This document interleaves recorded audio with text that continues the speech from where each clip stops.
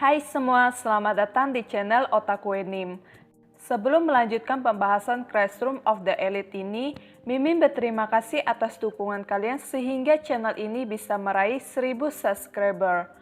Awalnya Mimin tidak menyangka akan secepat itu, karena bagi YouTuber pemula seperti Mimin, hal tersebut sangat susah. Jadi Mimin sangat berterima kasih bagi yang sudah subscribe ataupun yang cuma nonton tanpa subscribe channel ini.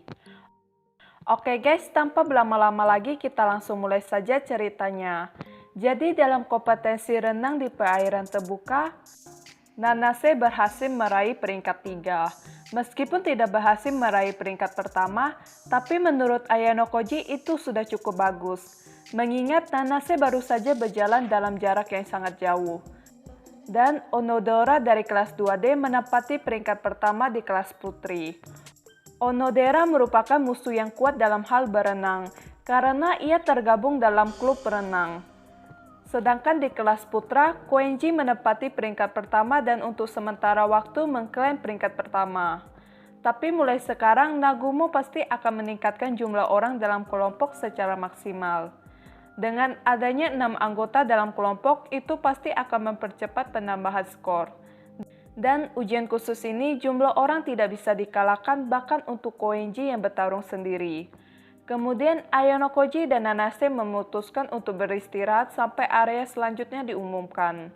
Pada jam 1, area ketiga yang diacak diumumkan dan mereka harus pindah dari area H9 ke B6. Meskipun area yang ditentukan cukup jauh, tapi karena Ayano Koji sudah kehilangan beberapa poin setelah melakukan pengabaian 5 kali berturut-turut, jadi Ayano Koji berniat untuk pergi apapun yang terjadi. Tapi Nanase tidak yakin mereka dapat sampai di sana. Ayano Koji mengatakan kalau mereka akan mengambil rute dari D8 menuju B8 dan berjalan menuju ke arah utara. Jadi mereka tidak perlu bersusah-susah berjalan di hutan terus-menerus. Selama di perjalanan, mereka mengobrol tentang berbagai hal seperti masalah air, kekuatan fisik, dan lain sebagainya. Karena sudah bersama selama beberapa hari, jadi Ayano Koji mengenal Nanase dengan baik. Menurut Ayano Koji, Nanase adalah seorang siswa teladan yang dapat belajar dan berolahraga lebih dari orang biasa.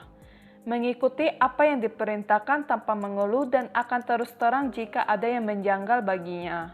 Bisa dikatakan ini merupakan sebuah kekuatan dan kelemahan. Ayano Koji berpikir, apakah Nanase berpisah dari Hosen dan ingin bertindak bersamanya adalah untuk mengambil kesempatan untuk mengeluarkannya dari sekolah sebagai siswa White Room. Namun Nanase tidak menunjukkan tindakan yang mencurigakan. Bahkan ketika Shinohara dan yang lainnya dalam masalah, Nanase sekuat tenaga untuk menolongnya. Ayano Koji benar-benar tidak mengerti apa yang sebenarnya direncanakan oleh Nanase. Mereka berdua berhasil mencapai area ketiga yang ditentukan dengan selamat. Dan area terakhir yang ditentukan adalah B5 tepat di atas B6. Pada tahap ini, kecepatan Nanase secara bertahap melambat. Ayano Koji berpikir untuk meninggalkan Nanase dan pergi ke area yang ditentukan sendirian. Tapi Nanase memaksakan diri untuk mengikuti Ayano Koji.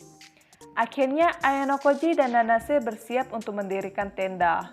Ketika mereka sedang mencari tempat yang cocok, Ayano Koji menemukan sebuah kelompok yang hendak makan malam dengan berbagai peralatan masak berjejer di depan tenda. Saat melewati kelompok tersebut, Ayano Koji dipanggil oleh Hamaguchi Tetsuya dari kelas 2C. Hamaguchi mengajak Ayano Koji dan Nanase untuk mampir sebentar, dan di sana mereka bertemu 2 orang lainnya, yakni Ando Sayo dan Minamikata Kozu. Ayano Koji berpikir kalau keduanya tidak nyaman dengan kehadirannya, karena keduanya saling berbisik sambil sesekali melihat ke arahnya. Jadi Ayano Koji memutuskan untuk segera beranjak. Tapi Ando dan Minamikata dengan tergesa-gesa menghentikan Ayano Koji dan mengundangnya untuk yakiniku, atau yang lebih kita kenal dengan sebutan barbecue. Hamaguchi menunjukkan sesuatu kepada Ayano Koji. Ayano Koji terkesan begitu melihat sejumlah besar makanan kaleng yang cukup untuk bertahan selama seminggu. Hamaguchi berkata kalau mereka mendapatkan 1,5 kali lebih banyak poin daripada kelompok lain. Normalnya 3 orang mendapatkan 15.000 poin, sedangkan Hamaguchi dan yang lainnya mendapatkan 22.500 poin. Kelas Ichinose telah menyiapkan sistem di mana mereka membeli barang-barang seperti kompor barbeque dan meminta beberapa orang yang bertanggung jawab untuk memberi makan seluruh kelas. Karena memindahkan sejumlah besar peralatan dan bahan akan sulit. Dan sepertinya Hamaguchi, Ando, dan Minamikata adalah penjaga dapur untuk kelas 2C. Mereka menyiapkan daging sapi yang ditusuk dan menawarkan kepada Ayanokoji dan Nanase. Ayanokoji penasaran kenapa mereka bertiga mengundangnya untuk makan malam. Ternyata di sini mereka ingin mendengar apakah Ayanokoji telah membuat kemajuan dengan Ichinose. Karena akhir-akhir ini mereka sering mendengar Ichinose menyebutkan nama Ayanokoji. Ini bukan dalam artian jahat, tapi dalam artian menggoda yang ramah. Karena mereka berpikir setidaknya 80% hingga 90% anak laki-laki tahun kedua menyukai Ichinose. Di sini Ayanokoji jengkel dengan fakta bahwa mereka bergosip di hadapan orang yang terlibat dan berkata kalau Ichinose mungkin tidak tertarik padanya. Nanase tidak menyangka Ayanokoji sangat populer di kalangan para gadis. Mereka berpendapat jika Ayanokoji sudah banyak berubah dibanding tahun lalu, yang dimana setahun lalu Ayanokoji bukanlah tipe orang yang suka berbicara dengan orang lain. Ayanokoji pun memutuskan untuk bermalam bersama dengan kelompok Hamaguchi. Pada hari ke-6, area pertama yang ditentukan adalah B6, dan Ayanokoji mendapatkan peringkat pertama. Dan area yang ditentukan berikutnya adalah A5, tapi sayangnya Ayanokoji tidak dapat ditempatkan di peringkat 3 teratas, dan hanya mendapatkan bonus kedatangan. Pada jam 1 siang, pengumuman ketiga merupakan area acak yang mengharuskan mereka pindah ke C3. Tapi cara terdekat untuk melakukannya adalah dengan menyeberangi gunung melalui A4 dan B4. Daripada mengambil jalan memutar melewati area C4 atau menuju D5 dan memutar melalui tepi sungai, mereka memutuskan untuk mengambil rute terpendek. Mereka menemukan tebing setinggi 10 meter yang harus mereka daki, dan di sekeliling mereka hanya ada tebing. Dan sulit bagi mereka untuk mengambil jalan memutar.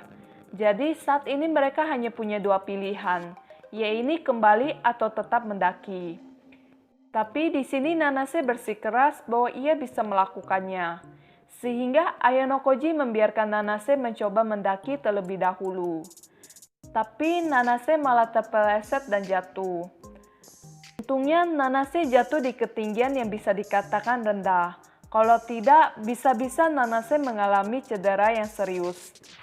Ayanokoji memutuskan bahwa itu adalah batas kemampuan Nanase, dan sudah waktunya untuk berpisah setelah 6 hari bertindak bersama.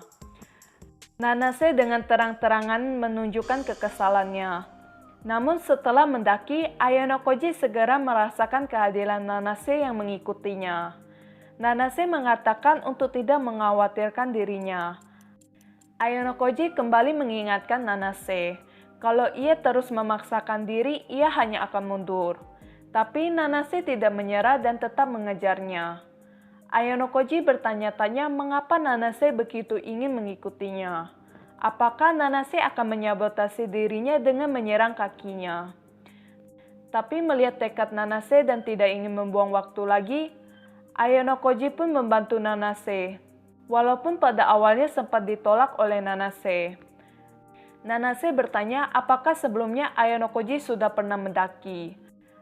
Ayanokoji berkata kalau ini adalah pertama kalinya ia mendaki seperti ini. Setelah Ayanokoji mencapai puncak, Ayanokoji tidak menunggu Nanase dan terus berjalan ke depan. Meskipun Nanase tertinggal, tekadnya untuk mengikuti Ayanokoji tidak berubah. Ayanokoji berhasil sampai di C3. Tapi tidak ada pesaing lain, dan memenangkan peringkat pertama. Meskipun Nanase tidak mendapat hadiah kedatangan kedua, tapi Nanase masih menghelai napas lega. Ayanokoji memutuskan untuk beristirahat sebentar sembari menunggu pengumuman area selanjutnya. Di sini Nanase meminta pendapat Ayano Koji. Apakah bersekolah di sini sangat menyenangkan? Ayano Koji tidak berpikir kalau sekolah ini tidak menyenangkan. Meskipun sekolah terlihat sama, tapi rasanya ada sesuatu yang berbeda. Di sini Nanase mengucapkan sesuatu yang membuat Ayano Koji bingung. Pasalnya Nanase mengatakan kalau ia ingin menghabiskan waktu sekolahnya tanpa penyesalan. Karena ia yakin waktunya tidak lama lagi. Padahal hari kelulusannya sendiri masih lama. Ini adalah pertama kalinya Ayano Koji melihat sosok Nanase yang lemah sejak Nanase memasuki sekolah. Tapi Ayano Koji tidak ingin memikirkannya dan memilih menunggu hingga Nanase berbicara dengannya nanti. Di sisi lain pada jam 9 malam semua anggota utama tahun pertama telah berkumpul. Mereka adalah Takahashi, Yagami, Utomiya, dan Tsubaki. Sepertinya pertemuan ini telah ditentukan sebelumnya di lokasi tertentu pada tanggal tertentu sebelum ujian khusus dimulai. Dan yang menjadi pemimpin pertemuan ini adalah Tsubaki. Tapi mereka masih kekurangan satu orang lagi. Siapa lagi kalau bukan Hosen yang selalu datang tidak tepat waktu. Kemudian Yagami mendekati Tsubaki dan memintanya untuk memberitahukan rencana yang ia miliki. Yagami yakin Tsubaki sudah merencanakan sesuatu yang besar, karena tidak mungkin ia akan mengumpulkan perwakilan dari semua kelas. Selain itu, Yagami juga mencurigai Tsubaki yang sepertinya adalah orang yang bergerak di balik layar kelas 2C, dan bukannya Utomiya. Karena Tsubaki sendiri tidak memiliki pencapaian yang signifikan, ia kesulitan untuk mengumpulkan orang untuk mendengarkannya. Jadi, ia meminta Yagami membantunya mengumpulkan semua orang. Di sini, Tsubaki dan Yagami saling menuduh membidik Ayano Koji. Meskipun masing-masing dari mereka mengatakan tidak berencana untuk berpartisipasi. Tapi akhirnya kedok Yagami terbongkar. Ternyata ia juga salah satu siswa yang mengincar pengeluaran Ayano Koji dari sekolah. Tsubaki lalu mengatakan kalau situasi mereka menjadi sedikit buruk karena Nanase terus menempel pada Ayano Koji. Kalau mereka tidak segera bertindak, Hosen pasti akan lebih dulu mengeluarkan Ayano Koji. Dan tentunya mereka akan kehilangan hadiah 20 juta poin. Tsubaki juga meminta Yagami untuk memberitahunya rencana yang ia miliki untuk mengeluarkan Ayano Koji. Yagami berkata kalau ia tidak memiliki rencana apapun. Tapi Tsubaki menggunakan Kushida sebagai bahan pemerasan untuk mengancam Yagami agar menumpahkan rencananya. Sementara Utomiya menahannya dari belakang. Yagami berusaha melawan dan melarikan diri, tapi kengkangan Utomiya cukup kuat. Utomiya menyuruh Yagami untuk memilih satu dari dua pilihan yang ia tawarkan, yaitu memberitahu informasi yang ia dapatkan atau mundur sekarang. Yagami akhirnya membocorkan rahasia masa lalu Kushida dan fakta bahwa Kushida ingin mengeluarkan Ayano Koji karena Ayano Koji tahu rahasianya. Di sini Hosen sama sekali tidak muncul. Pada awal hari ke-7, Ayano Koji berada di posisi ke-51 dengan 67 poin, naik 23 peringkat dibanding hari ke-5. Setengah dari seluruh kelompok mulai kelelahan setelah bertempur dengan kecepatan penuh selama 3 atau 4 hari di awal ujian khusus. Di sisi lain, kekuatan fisik Ayano Koji sendiri sesuai dengan yang direncanakan pada hari pertama. Ayano Koji berencana untuk meningkatkan kecepatan pada paruh kedua ujian yang dimulai sekarang. Jadi di sini tuh Ayano Koji sengaja menyimpan kekuatan pada paruh pertama ujian dan baru mengeluarkan kekuatannya di paruh kedua.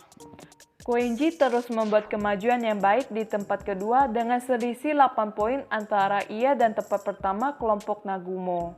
Sedangkan kelompok Ruen dan Katsuragi naik 1 peringkat ke peringkat 9.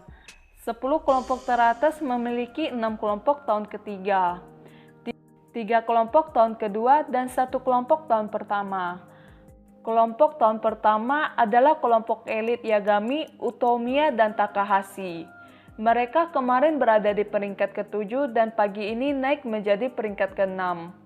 Ayano Koji terkesan dengan siswa tahun ketiga yang secara merata menempati 10 peringkat teratas dari kelas A hingga kelas D. Jumlah kelompok ketiga kini bertambah menjadi 6 orang. Tidak diragukan lagi kalau kelompok Nagumo yang memadu mereka.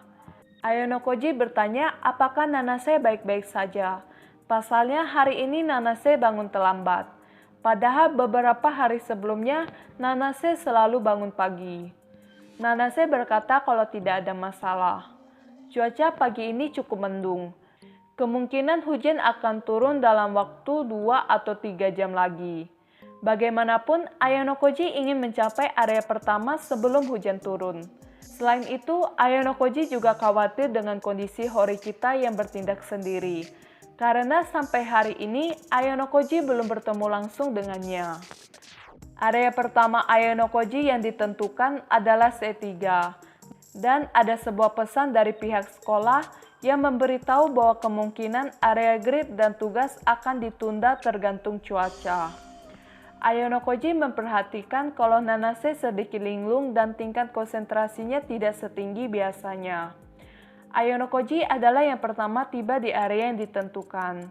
Ayonokoji bermaksud menantang tugas terdekat yang muncul, tapi tidak ada tempat baginya untuk berpartisipasi. Pada akhirnya, Ayonokoji hanya menghabiskan 1,5 jam tanpa melakukan apapun. Area yang ditentukan berikutnya adalah E2 yang ditunjuk secara acak. Itu cukup dekat, tapi untuk rute terdekat sekali lagi menyeberangi gunung diperlukan. Jika keadaannya seperti kemarin, Ayonokoji akan memilih rute tanpa ragu-ragu. Tapi karena cuacanya yang sepertinya akan segera turun hujan, khawatir tentang bahaya yang ditimbulkan oleh tanah yang menjadi berlumpur, Ayonokoji mengusulkan agar mereka mengambil jalan memutar yang jauh. Tapi Nanase bertekad untuk mengambil rute penggunungan, yang bahkan Nanase katakan akan mengambilnya sendiri jika diperlukan. Ayonokoji memutuskan untuk menemaninya. Kalau mereka berpisah di sini, Ayonokoji tidak akan bisa mengetahui alasan Nanase mengikutinya. Dalam perjalanan, Nanase berjuang dan bernafas dengan berat, sehingga Ayonokoji membawa barang bawaan Nanase untuknya. Ketika mereka hampir selesai mendaki lereng, Nanase akhirnya mengungkapkan alasan sebenarnya ia menemani Ayonokoji selama seminggu ini, dan meminta maaf dengan mengatakan bahwa Ayonokoji tidak akan bisa mencapai E2. Ayonokoji kemudian mengejek Nanase dan menanyakan untuk tujuan apa ia membuat mereka mengambil rute yang sulit jika itu bukan niatnya. Nanase berkata itu untuk membimbing Ayonokoji ke sini, ke area D3. Nanase kembali mendekati Ayonokoji dan berkata kalau Ayonokoji seharusnya tidak berada di sekolah ini. Ayonokoji meminta Nanase untuk memberitahukan alasannya. Nanase menjawab itu karena Ayonokoji adalah orang dari Wet Room. Akhirnya kata Wet Room muncul dari pihak ketiga. Pada tahap ini, Ayonokoji dapat menyimpulkan kalau siswa yang dikirim Tsukishiro adalah Nanase. Nanase mengatakan kalau ia diperintahkan oleh Tsukishiro untuk mendaftar di sekolah ini, dan juga untuk mengeluarkan Ayonokoji dari sekolah. Ayonokoji sulit percaya jika Nanase telah bergerak di balik layar sejauh ini. Nanase mengatakan bahwa Ayonokoji hanya punya 3 pilihan. Yang pertama adalah berdiri di sini dan bertarung, terluka oleh Nanase dan dipaksa mundur dari ujian. Kedua adalah kalahkan Nanase dan tinggalkan bukti kalau Ayonokoji melukai seorang gadis tahun pertama dan didiskualifikasi karena melanggar aturan. Dan guru yang akan datang adalah Tsukishiro. Jadi setiap situasi di mana Ayonokoji mengalahkan Nanase akan membuatnya terlihat buruk. Ketiga adalah menaruh barang miliknya dan kabur, tapi tanpa tablet dan makanan atau air, sehingga mustahil bagi Ayonokoji untuk melanjutkan ujian. Ayonokoji memutuskan untuk menghadapi Nanase dan memperkuat tekad untuk bertarung. Padahal di sini Ayonokoji selalu membuat celah agar mudah diserang, tapi Nanase tidak langsung menyerang dan malah mewaspadai celah yang dibuat. Ayonokoji menilai Nanase bukan tipe orang yang bertarung sembarangan, tapi seorang ortodoks yang terus mengejar lawannya. Nanase langsung maju menyerang Ayonokoji. Ayonokoji mulai menebak gaya bertarung Nanase. Jika Ayonokoji membalas dengan ceroboh, Nanase bisa terluka parah. Tentunya itu akan merugikan Ayanokoji. Di sela-sela pertarungan mereka, Ayanokoji menyadari kehadiran seseorang yang sedang mengintip mereka dari jarak yang cukup jauh. Sepertinya orang itu menggunakan tablet atau alat lain untuk mencatat bukti yang meyakinkan. Di sini Ayanokoji sudah 2 kali melayangkan tinju yang hampir saja mengenai Nanase. Sedangkan Nanase belum ada satupun serangannya yang mengenai Ayanokoji. Ayanokoji dengan santai membiarkan Nanase meraih tangan kanannya dan semakin menantang Nanase untuk bergerak. Jadi di sini Ayanokoji mulai sombong nih guys. Ayanokoji kemudian melayangkan tinjunya tepat di bawah dagu Nanase dengan tangan kirinya. Hal ini sukses membuat Nanase membelahkan matanya setelah melihat tinju Ayanokoji. Ayanokoji bermaksud menghancurkan hati Nanase tanpa menyakitkannya, sehingga meninggalkan kesan kalau Ayanokoji adalah lawan yang tidak pernah bisa dikalahkan oleh Nanase. Nanase yang merasa kalau ia dipermainkan oleh Ayanokoji mulai kehilangan kesabaran. Nanase kembali menyerang Ayanokoji, tapi kali ini gerakannya 2 kali lebih cepat dari sebelumnya. Dan tatapan matanya seperti ingin menekan seseorang. Dalam waktu sesingkat itu, sikap Nanase berubah drastis. Ayanokoji tidak berpikir mereka adalah orang yang sama. Ini seolah-olah penampilan luarnya adalah perempuan, tapi dalamnya adalah laki-laki. Ternyata Nanase telah menciptakan semacam kepribadian semu dari putra Matsuo, yaitu Matsuo Eiichiro. Dan Ayanokoji secara mental menghancurkannya selama pertarungan dengan mengatakan bahwa hanya dengan tingkat kemampuan seperti itu, serangan Nanase tidak akan pernah sampai padanya. Meskipun itu tidak akan benar jika mereka bertarung selamanya, karena tidak ada serangan Nanase yang mengenai Ayanokoji, Nanase merasa itulah kebenarannya. Nanase akhirnya pingsan karena putus asa. Oke guys, pembahasan ini sampai di sini dulu. Dan video berikutnya akan menjadi video terakhir untuk volume 3 ini.